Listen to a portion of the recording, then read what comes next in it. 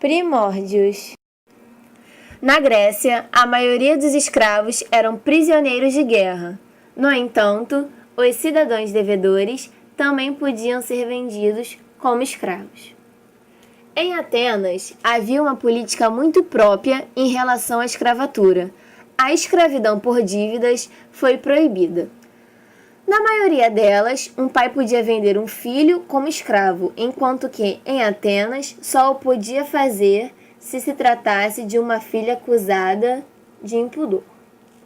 Um prisioneiro de guerra é um soldado, marinheiro ou membro das forças aéreas que seja feito prisioneiro por uma potência inimiga durante ou imediatamente após um conflito armado devidamente declarado por autoridade competente, a chamada declaração de guerra. Feudalismo. Durante a Idade Média, diferentes povos lutaram entre si. Os nobres compunham os exércitos que juravam lealdade uns aos outros.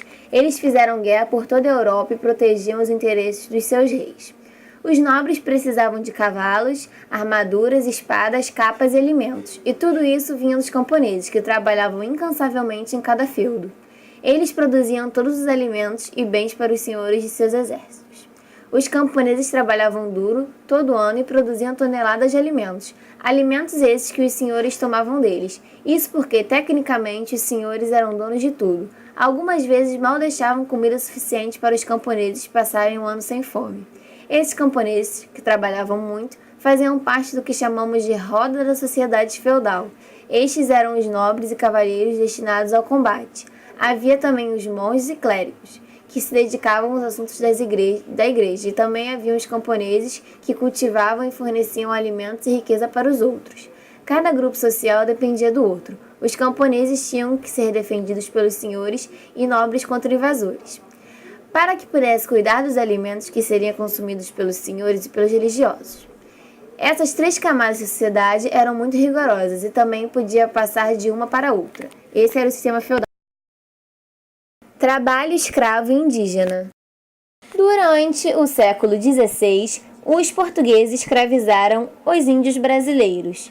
Essa escravidão não perdurou tanto tempo assim, devido à dificuldade de escravizar o indígena. Os índios resistiram, fugiam e entravam em conflito direto com os colonos. A cultura indígena não era adepta do mercantilismo. Viviam da pesca e caça e não trabalhavam visando lucro, visando o próprio capitalismo. É mentira dizer que os índios eram preguiçosos, somente não admitiam o cativeiro. E os portugueses encontraram sérias dificuldades de conseguir escravizar esse índio na sua própria terra. Tráfico negreiro. Uma vez embarcados nos navios negreiros, os escravos oriundos de diferentes regiões e etnias africanas eram tratados com extrema violência e recebiam pouca alimentação. Geralmente, eram maltratados e castigados sem nenhum motivo aparente e eram amontoados dentro dos navios tumbeiros em ambientes insalubres, propícios à proliferação de doenças. A viagem da África para o Brasil durava de 30 a 45 dias, conforme o lugar de partida e o de chegada. Com a chegada ao Novo Mundo, os navios negreiros eram conduzidos a diferentes portos e localidades na América, mas quase sempre os escravos tinham um destino em comum: os mercados, onde eram comercializados como mercadorias, rendendo altos lucros para os traficantes de escravos. A escravidão na América perdurou por quase 4 séculos e milhões de africanos vieram escravizados para as terras do Novo Mundo. A proibição do tráfico negreiro ocorreu no Brasil no ano de 1850 com a Lei Eusébio de Queiroz.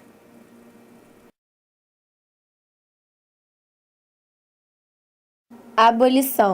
A princesa imperial regente, em nome de Sua Majestade, o Imperador Dom Pedro II, faz saber a todos que a Assembleia Geral decretou e ela sancionou a lei seguinte.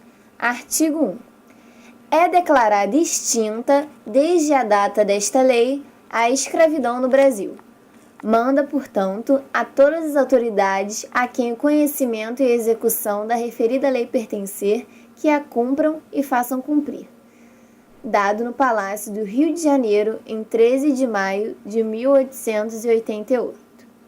115 anos se passaram e 25 mil brasileiros continuam trabalhando em regime de escravidão. Homens, mulheres e crianças que vivem em condições subhumanas no campo, sem dignidade e sem liberdade. Está na hora do Brasil abolir de vez essa vergonha. Revolução Industrial.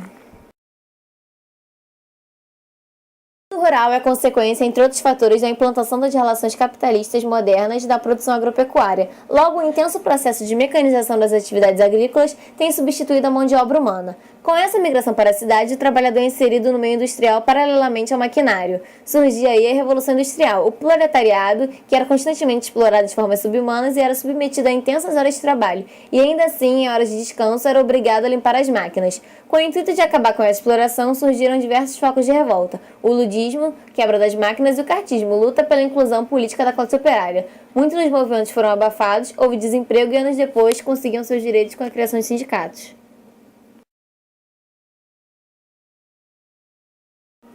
Trabalho escravo atualmente. A escravidão não acabou. A exploração ainda não cessou. A escravidão não acabou. A exploração ainda não cessou. Subjugados, encarcerados, toda uma vida forçada ao trabalho. Sua liberdade se perdeu. A chicotada na pele doeu. A esmordaça abafaram o sentimento de quem viveu aquele momento. Foi um passado todo errado, hoje um presente desestruturado.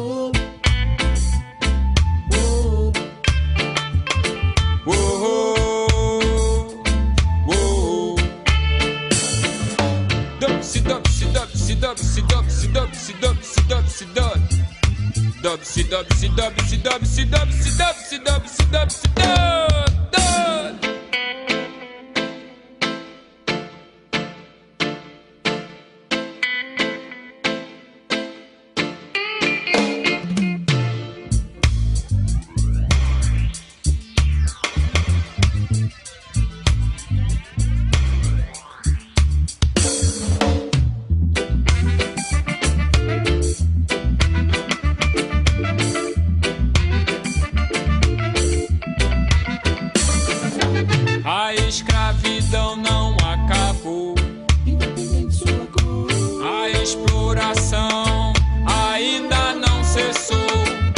A escravidão não acabou. A exploração ainda não cessou. Tiraram suas terras, sua liberdade, puseram suas leis, sua brutalidade. Hoje a